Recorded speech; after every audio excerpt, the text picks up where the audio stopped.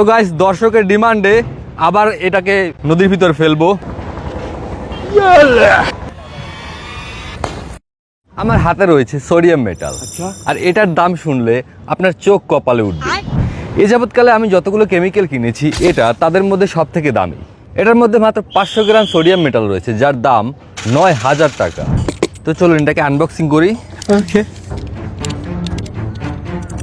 আর হ্যাঁ, শেষটা একদমই মিস করবেন না, কারণ শেষে সেই লেভেলের ধামাকা হতে যাচ্ছে। খুলতে গিয়ে দেখলাম বোতলের উপরে এবং বোতলের মধ্যে তেলের মতো কিছু একটা দেওয়া আছে।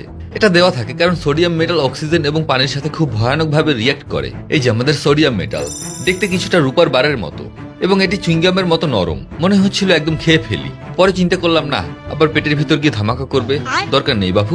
তার থেকে ওই যে নদী দেখতে পাচ্ছেন, ওই নদীতে এই সোডিয়াম মেটালটা এবার ছেড়ে দিব। চলুন।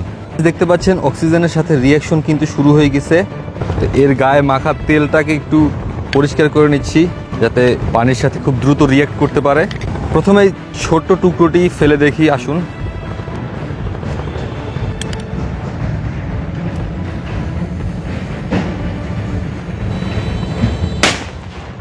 এই সামান্য পরিমাণে সোডিয়াম মেটালেই এই অবস্থা।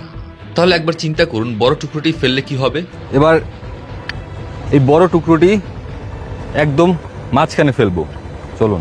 अभी मजा आएगा ना भिड़ो।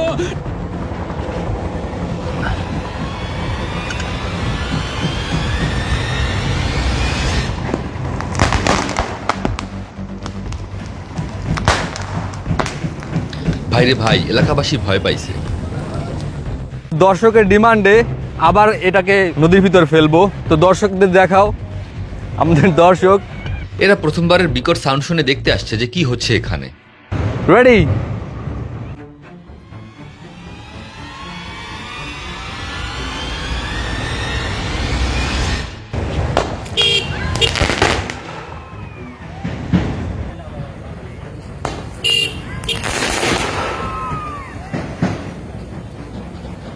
ও ভাই সাহাব, আশেপাশে পুলিশ কাকুরা থাকলে নির্ঘাত থানায় নিয়ে যেত আমাকে।